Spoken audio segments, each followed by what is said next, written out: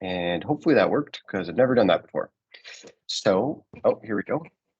There you Okay. go. You did it. There you go. Perfect. All right. So thank you everyone for joining us. Many of you know my face and my name. I'm Joshua Harris, for those of you that don't. Joining me today, or I should say me joining her, this is Tracy Axford. She's become a friend of mine and a professional that I turn to when I have questions. So I'm very excited to have her. For those of you joining us, just letting you know that we got lots of people joining all of a sudden. That this call is being recorded and that your microphones and cameras are turned off. So if you have any questions, just throw them into the chat. So we're going to do a little bit of back and forth. Tracy and I wanted to do this very casually, tell you a little bit about ourselves, and then tell you a little bit more about why you're here. And of course, answer any questions you might have. So Tracy, if you're okay with that, I just wanted to start off by asking you a few questions about yourself. So if you could tell me a little bit about yourself, when you became a mortgage agent, what areas do you service, provinces, things like that? Well, I've actually been over 31 years in the industry, coming from a credit union with over 15 and 16 years with Durhammortgage Mortgage Center, which is located in Ajax. When you say area, it used to be where clients would want to come and meet me, not far, but nowadays with COVID, everything's kind of online. So my license is within Ontario. I can pretty much take care of anybody within Ontario. And even outside of the province, I work with other mortgage agents that I'm able to go and go and get help with in their particular province. Awesome. So just really briefly, like how have things changed for the better? Obviously, you mentioned signing remotely and things like that, which I think everybody has been using. But is there been any other changes that have been for the better in your business recently? Well, for the better, like as you said, the online signatures, online applications. In the past, lenders wouldn't even accept e-signatures with us. They would accept an offer to purchase. Somebody could buy a house with an e-signature, but I couldn't do a mortgage with an e-signature. So nowadays, it's much more much easier for people in order to get the financing for sure. Awesome. And how did COVID affect the business other than the online signing? Like, have you found that a lot of people are needing to refinance, that are buying new homes? Is there any trends that you notice that are like very obvious related to COVID? Well, since COVID, housing prices have gone skyrocketing. Trending, I'm going to say I really feel for those new home buyers that want to go out and buy 5% down, no conditions. It's a big gamble. The advantages of it is that people are taking advantage of refinancing, taking advantage of renovating their home because they can't be bothered to go out and look for a new home because it's just not out there. The inventory isn't there. Yeah, and for those of us that are already in the market, we won the lottery, right? Yes. So what makes your service better than someone else's? Like, does experience really make all that much of a difference? Yes, I'm going to say this is a constant changing world in mortgages, and to understand even those flashing lights at a bank or a particular branch of a credit union and those really low rates that they see in the front window, who's going to get that rate? You're going to walk in and they're going to tell you you're not going to get that rate for a refinance. You're not, and how is it to be explained as to more of a down payment could mean higher of an interest rate? So you could have 5% down and your rate's going to be lower than if I had 50% down, just Hmm. depending on the circumstances. So, and I mean, just to understand even business for self and all that kind of income, then you've really got to make sure that you're working with somebody that's qualified and to make where I feel um, I might make a better in service. I think in today's world, it becomes to trust and integrity and transparency. And I'm actually in the business of building relationships, not so much customer service. Not everybody can do customer service, right? But I want to build relationships and really understand the client. That's awesome. Cool. All right. So let Well, is it me, my turn to ask you some questions? yes, it is. Awesome. All right. So, can you tell me a little bit about a licensed insolvency trustee and then maybe a little bit about your business? Absolutely. So, as many of you know or don't know, a licensed insolvency trustee is the only person in Canada that can administer consumer proposals and be a trustee in bankruptcy. So sometimes you'll see ads around for different sort of debt relief services, but in fact, you actually have to go to a trustee to get that actually completed and administered. So there's about 1,000 trustees in Canada. My firm has 6 now, and we're growing. If you know any trustees that are looking for work, we are started in 1962 or 64. My grandfather started the business, and we've grown it to be currently in 5 provinces and expanding out east as well. So we're everything west of Ontario right now. I am a partner here, and as much as we continue to grow, which we are doing all the time, we make sure that every one of our clients gets that family touch. And it doesn't necessarily have to be a Harris, but we make sure that all of our staff and our clients feel like they're part of the Harris family. We're not suit and ties. You know, we're hoodies and sweatpants kind of people. And I think that that's the kind of comfort that people are looking for when they're in a rough spot. So that's what sets us aside. And yeah. Awesome. All right. And how long have you been licensed? Good question. So I'm coming up on 2 years of licensing right now, which is doesn't sound very long, but I have been in the business for about 7 years. And the process to getting the license takes about 5 years. There's some pretty intense exams, which one of them, really set me back. But I'm proud to say that because of the family like aspect of our business, when I joined, I dove right in. So my experience is broad in corporate, commercial, consumer, everything. So I have a lot of experience that many trustees who have been in the business for 30 plus years wouldn't have had. So that's been great. That's awesome. And so, how has COVID affected your business? So that's the question that everyone likes to ask, and I'm glad you did as well. So everyone thinks, well, COVID hit, and so everyone was going to go bankrupt. And in fact, that's actually incorrect. So the number of insolvencies throughout Canada actually went down, and most trustees believe that that's due to a lot of the relief that the government was giving. People who didn't have jobs but were collecting CERB or things like that were staying at home, not spending as much money. You can't go to restaurants and things like that. So we do expect a wave to come in the future. But from an effect and a positive aspect, it's given us the opportunity to grow. So, obviously the online signatures thing that you mentioned, that has been a major player in our business. We used to have to meet every client in person, which held us back. It used a lot of our time. Now we do everything over video, and it's given us the opportunity to expand west. All 4 additional provinces that we've added to our portfolio have all been added since COVID. So that's been a great aspect of our business. That's awesome. That's great.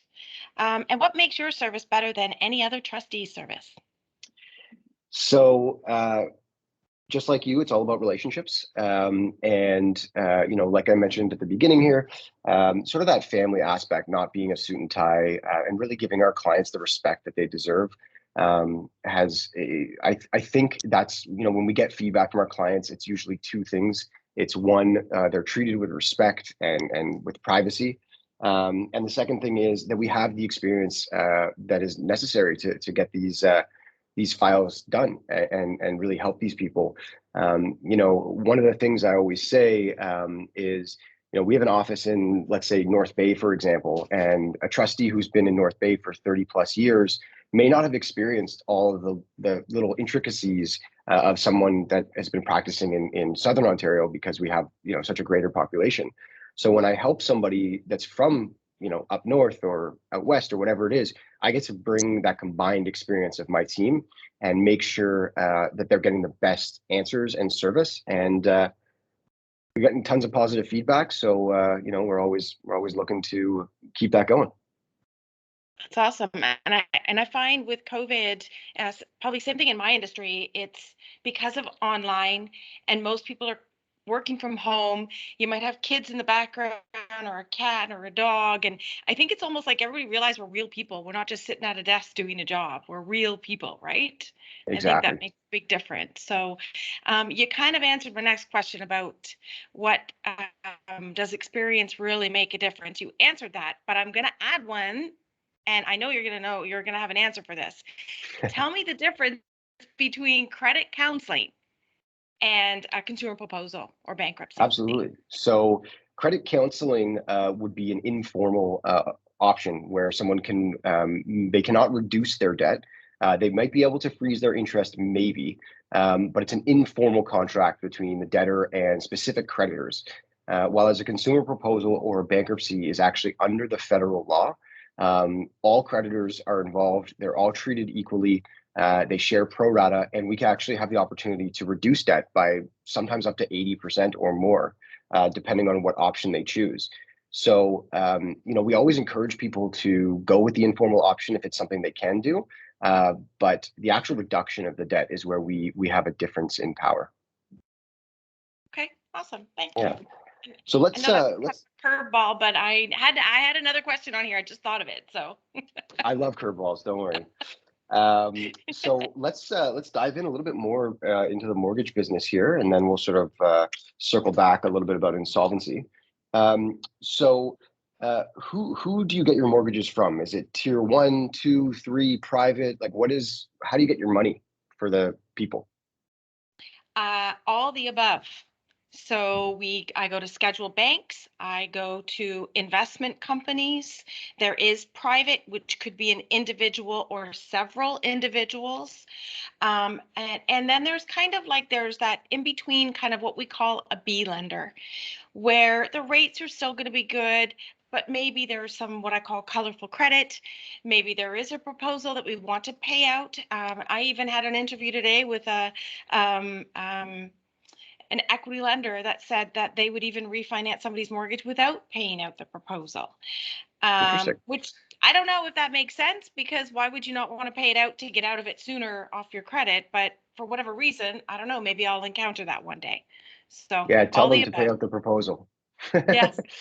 um, So what about for an insolvency client, like someone that's filed a proposal or bankruptcy? Are they eligible for tier 1 or B lender, or like how does that work? It's going to be alternative lending for sure, with an end result. The whole goal is to, depending if it's 3-4 years for it to drop off the credit bureau, we're also going to help reestablish their credit, get them back on track so that we can get them over to the A lenders. We also want to work with them to know which lender we can go to, because if those some of those lenders were involved in the consumer proposal, then they may already red flag them automatically. It's just the way that the banks deal with it. Awesome. Just as a note, I saw a question just come in. We're gonna have a Q&A period at the end. So feel free to write questions into the messages at any time, and we will answer those near the end there, if that's okay with everybody. So does going to like a B lender or a private mortgage, does that work against like a client, or is that something that is a stepping stone? Like how does that work? You're absolutely right. It's a stepping stone, because what I want to avoid is leaving them there. I want to make sure that I can take them over to a preferred lender, which is going to give better rates and no fees to stay there. And what are the steps for someone that's like in a B lender or a private situation? Like, how do they switch, or like how do they earn their stripes to get to that tier 1? Good question. So depending on the length of time that it might show on the credit bureau, whatever colorful credit, proposal, bankruptcy, we want to go with a 1 or 2 year term. We don't want to go 10 or 5 years, because it may not take that long, and I don't want to leave them there at paying a much higher interest rate than if we were able to convert it. So if we went into a 2 year term, we're going to come back to it at 18 months, because I can start revisiting to go, what are our options? Which lenders can we go to? What does the credit look like? Cool. So when somebody is going to work with both a trustee and a mortgage agent, should they be filing their insolvency first or getting the mortgage first? Is there a protocol for that, or is that just something that we sort of play by ear? I think it would be just you and me working together to determine already what does the credit look like. Because if it's already really colorful, you're probably going to be able to negotiate better than if they were to do it personally for the mortgage, right? So it might make sense to do the proposal or bankruptcy depending on the situation, and then look at paying it out later. Right. So like they might not be able to get approved for the mortgage unless we do the proposal first, kind of thing. Exactly. Yep. What if somebody's income is only disability or CPP, pensions, that kind of thing? Are they eligible for mortgages? I mean, they CPP, for example, they've got guaranteed income from the government. I'm on commission. I'm not guaranteed. Like they're probably going to get a mortgage before me sometimes, right? People don't realize that you can use pension income for sure. Disability, majority of the time you're going to need to be on permanent disability. You can't be short term because again, that's a program that you might be called back to work, that your health is fine now. So we can't always go by short-term disability, or you could end up, your health changes and they may not cover you in the end after all. Right. Right. And what is sort of like the minimum threshold for income? Obviously, I know like there's different aspects. It's not just income related, but you know, is there a minimum income? Depends on the mortgage. I mean, realistically, I have equity lenders that don't even want to confirm income. Myself personally, I need to know they're going to be able to make that payment. We all need to sleep at night. I don't Hmm. want a phone call that you can't afford this, right? So, and when we do mortgage financing in that type of situation, we're not budgeting. I'm not. So I need to know that they are going to be able to commit and afford to that. Awesome. And is there like a maximum age to getting approved for a mortgage? I've never experienced that. I've got clients right now that are almost 70 years old doing a mortgage because they don't quite fit what they need for equity for a reverse mortgage. So we're actually doing a mortgage for them. Awesome. What is well, you keep saying equity mortgage. I don't know if that's the same thing as a reverse mortgage. Is that the same thing? What is a reverse mortgage? Do you do that? And when is that a good scenario? So an equity mortgage would mean you've got tons of equity in your property. We're going to take out that equity to do whatever it is that you choose to pay off proposals, debts, home renovations. Um, and they will charge you a fee to do it, and the interest rates will be slightly higher than what normal rates are. A reverse mortgage is a mortgage that you never make payments to. So it's the same as a mortgage, except that interest that you would normally pay principal and interest to pay it down, you would never make that payment, but the interest does get added to the reverse mortgage. And quite often people hear that reverse mortgage term and they really shy away from it. And it is because of the fact that um, I'm going to say in the States, they kind of gave them a bad reputation because it ate up the equity in their clients' homes and they walk away with nothing. Well, in Canada, they're so conservative. Like I just said, the clients that are 70 years old, what they need for a mortgage, and it's only going to be maybe 35% of the value of their home, the reverse mortgage isn't going to be enough to cover it based Hmm. on their age. So that's why we're doing a mortgage. We are very conservative with the reverse mortgage in Canada, which I'm quite happy with. Yeah, we don't want people losing their homes and stuff like that. No. Awesome. Well, thank you. All right. Well, and Josh, I've got a few more questions here in regards to the typical process that clients go through once they have contacted you. Absolutely. So our firm, one of the things we pride ourselves is helping people as quickly as possible, being very efficient with our conversion, and not from a sales perspective, but because a lot of people come to us when it's a little too late. And so we try to get everything converted within 24 to 48 hours. We collect all the information via the phone. We have a dedicated team that collects that information. And then we send a secure link to them to send in their ID, void check, proof of income, mortgage statement if necessary, anything that's necessary, and that's all secure. It's all done through a cell phone camera or through a browser. And after that, we do the signing appointment over video chat, all through a secure line, and we try to accommodate people's times.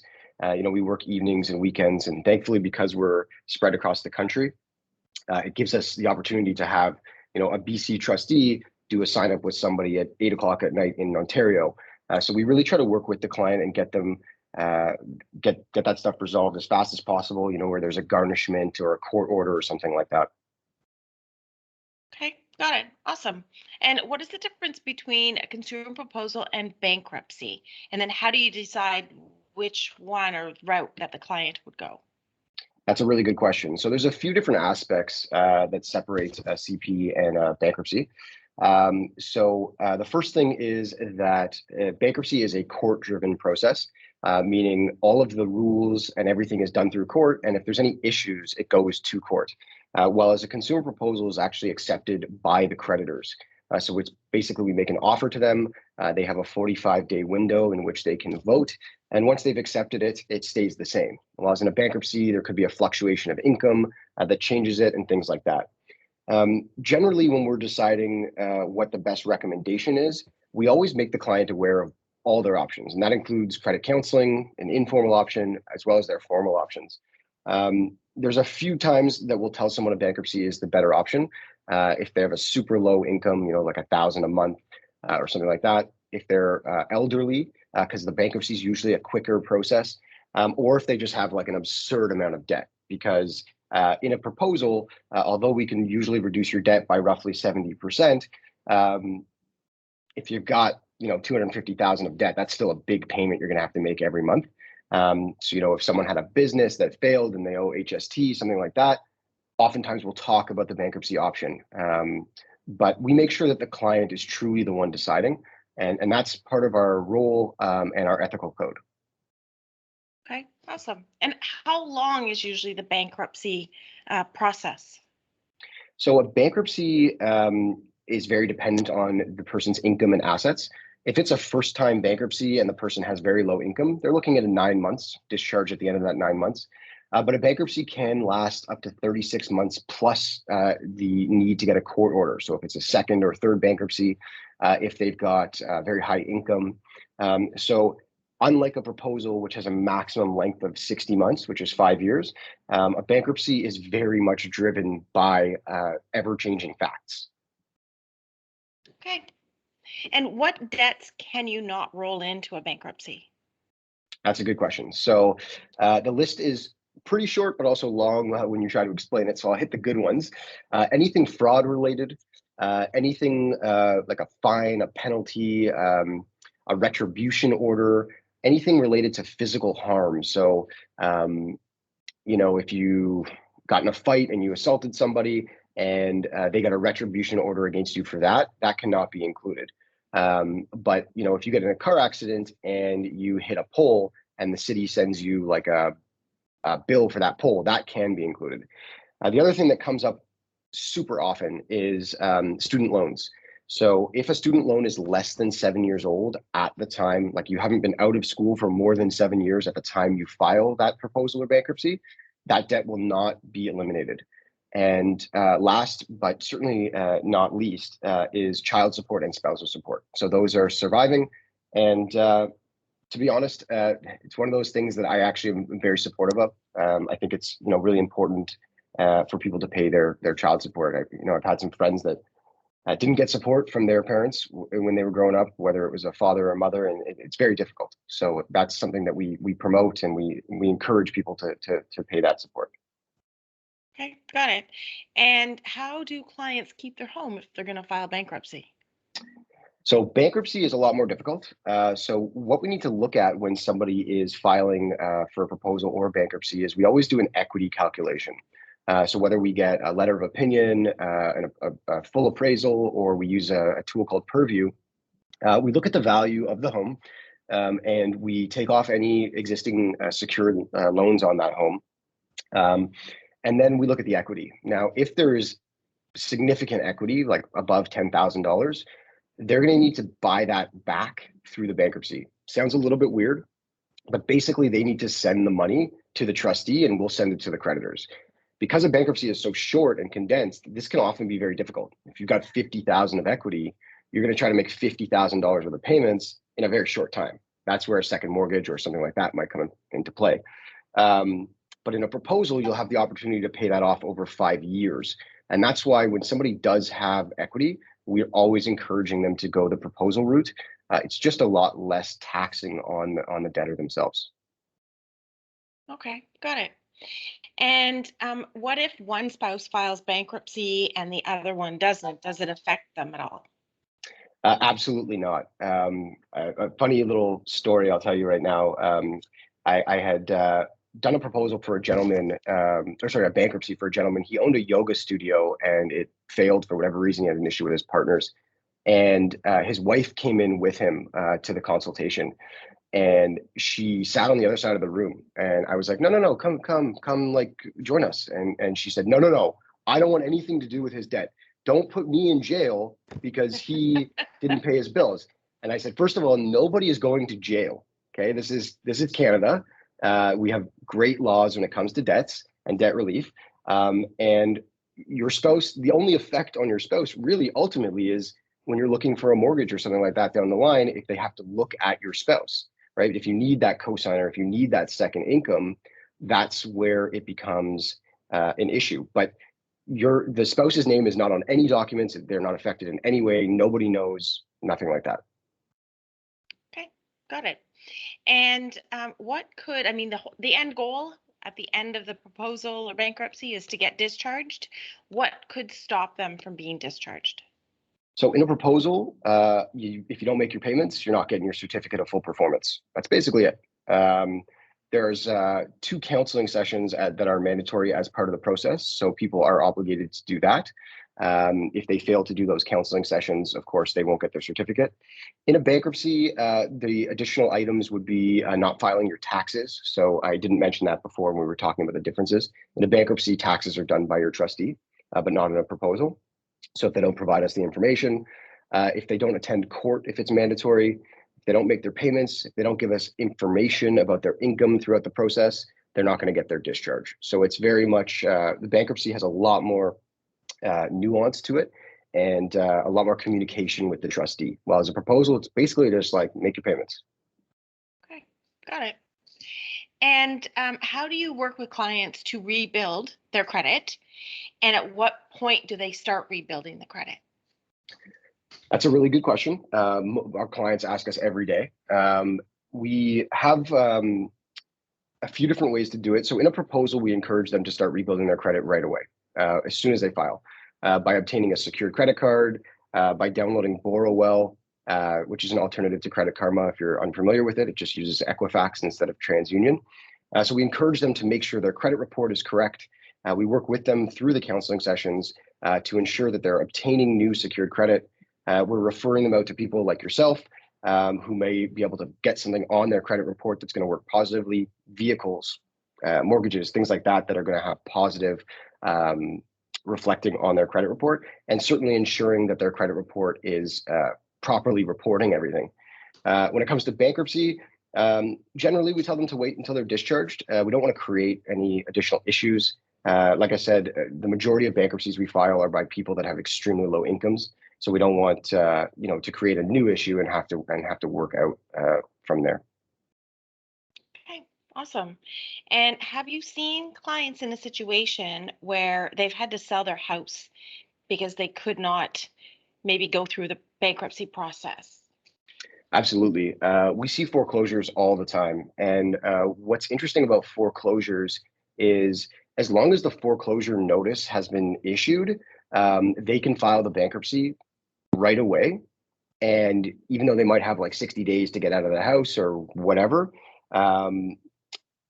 the shortfall that will be crystallized at the end of that period is actually going to be included in the bankruptcy. So people don't have to worry about waiting. It's more of a concern if there's going to be a profit, right?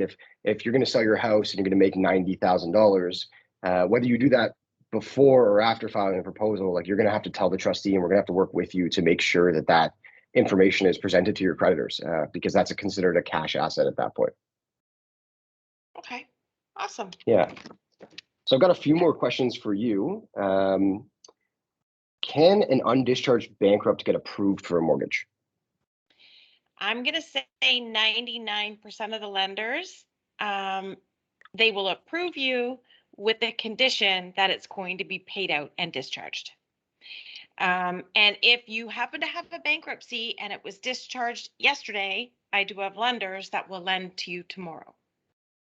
Awesome. Yep. So is that, when it comes to paying it out and getting the discharge, is that the same for proposals and bankruptcies? Like, do the lenders care about the difference? Um, Not really. No. They, Good. even credit counseling these days, they treat them all the same. And you and I know all three of them are very different. Mhm. And all three of them show on the credit report different. However, they are very much treated the same.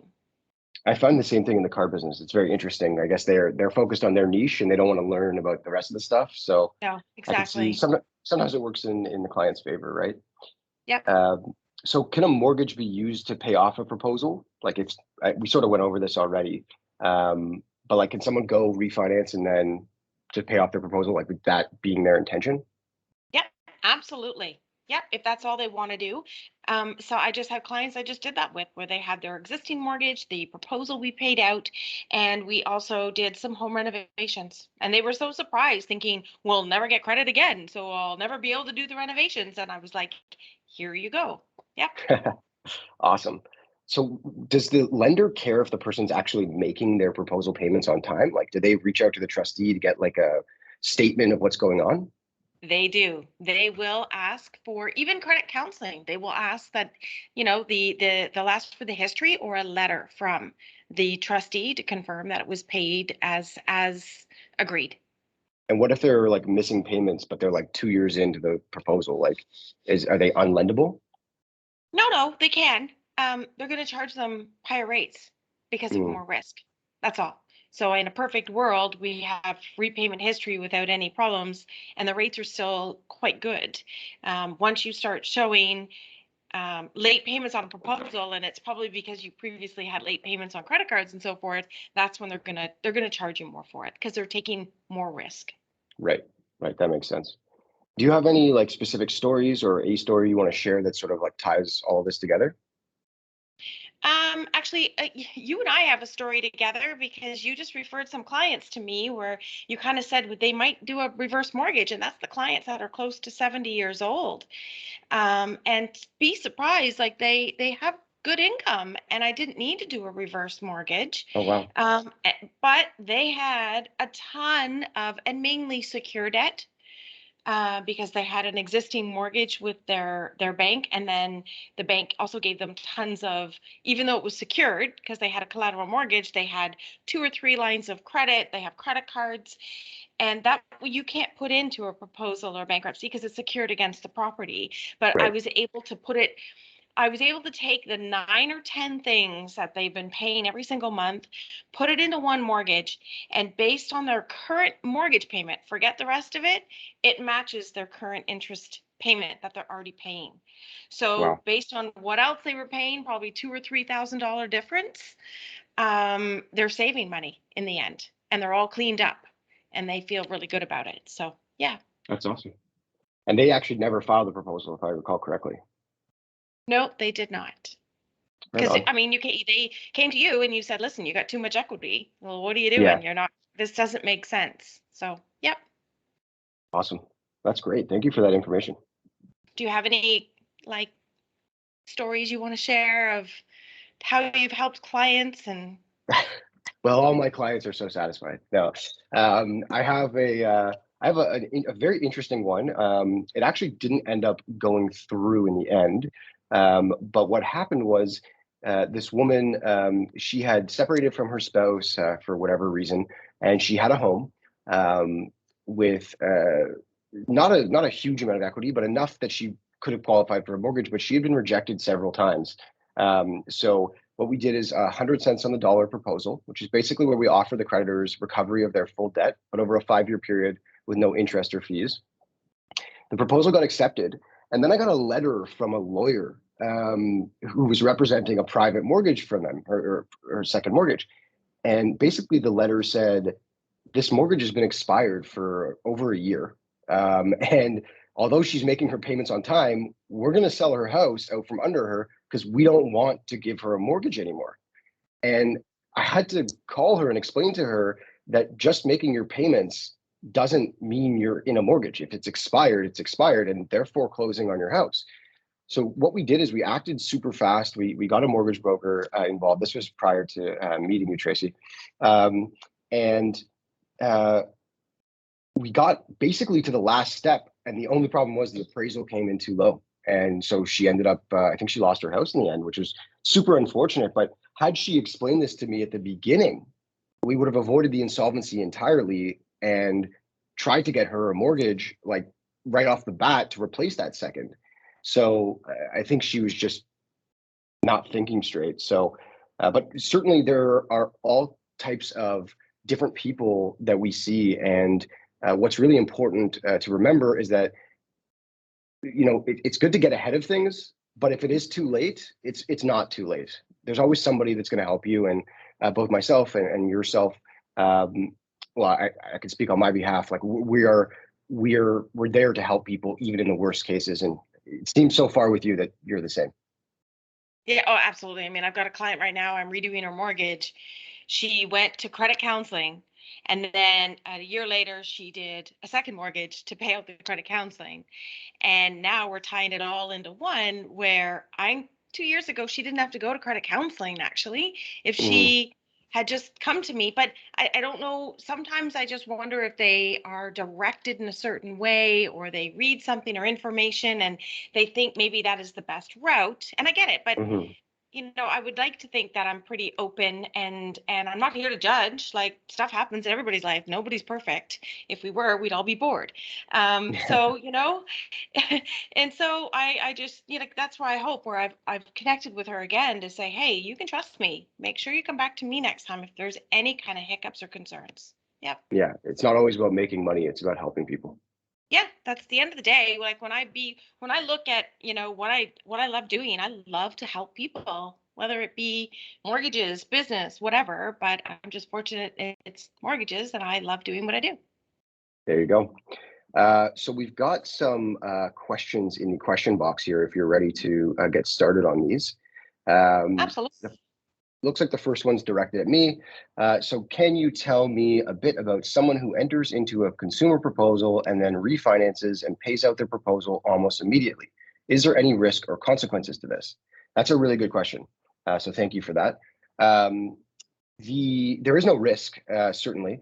And like we had spoken about before, usually in a scenario like that, it's as a result of them not being approved for the mortgage prior to filing the proposal. So we're using the proposal as a tool to clean that credit report and get it and get it moved into a new mortgage. The consequence, obviously the proposal is going to show on their credit report, but all their debts are going to be gone.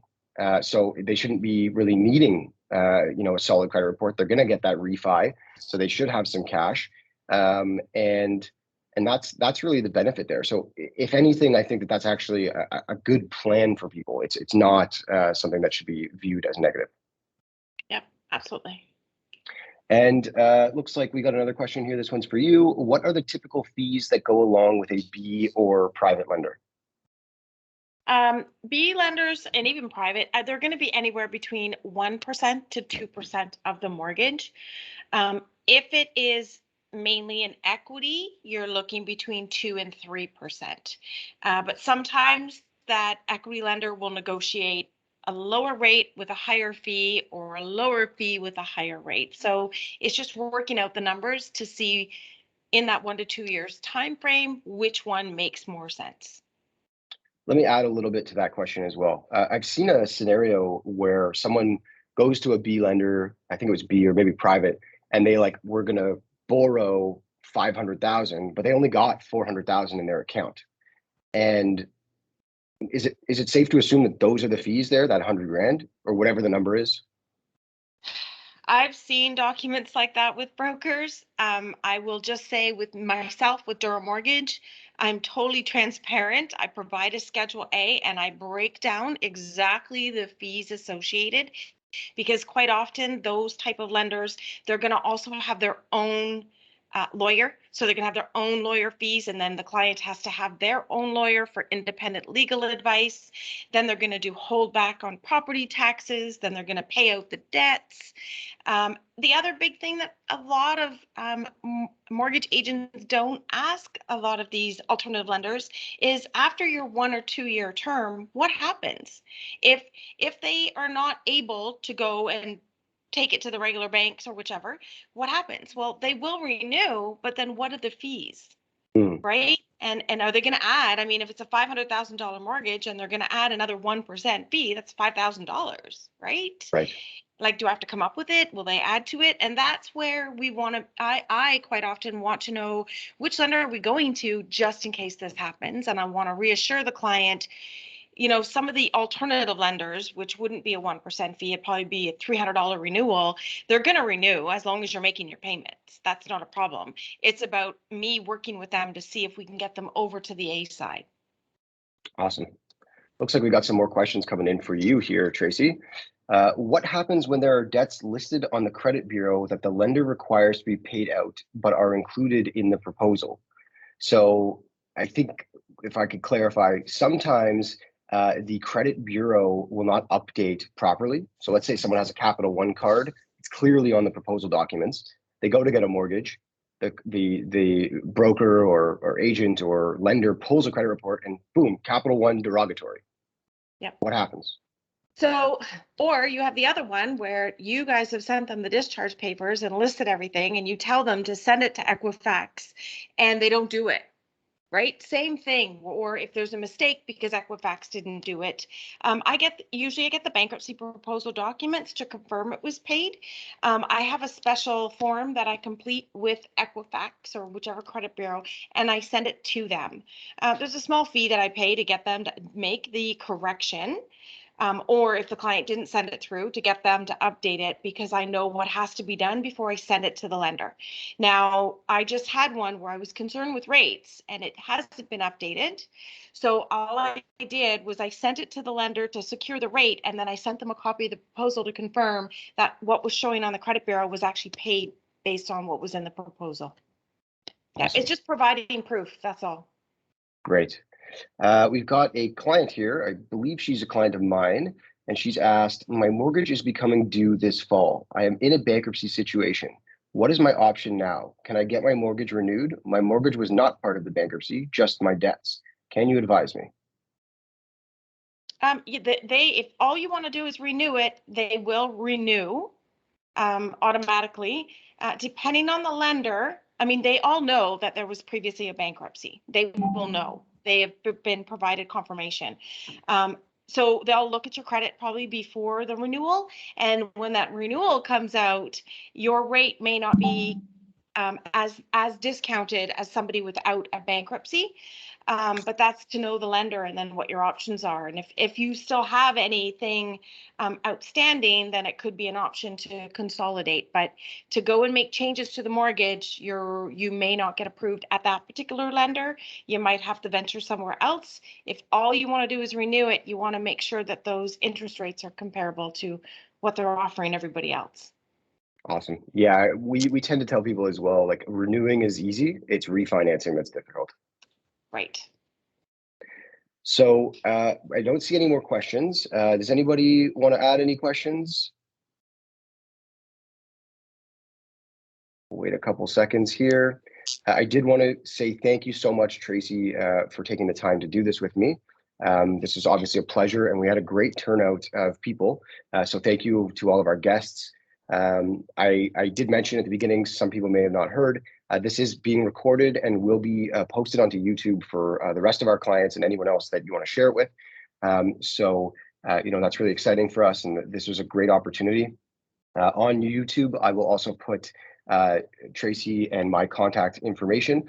So if you need it, it'll be there. And of course, we'll send out a follow-up with a link to that YouTube to everyone that was invited with that information as well.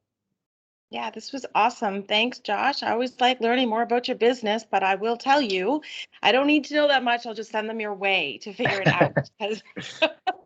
I love it. That works for me. It's complicated. Yeah, unfortunately, it is very complicated, but luckily we have the experience we need, right? Just like a mortgage. Right. I don't even know how mine really works. Maybe I shouldn't say Yep. that. But okay, so it doesn't look like any more questions. So thank you so much to everyone that came and to Tracy. I'm going to end the recording now. And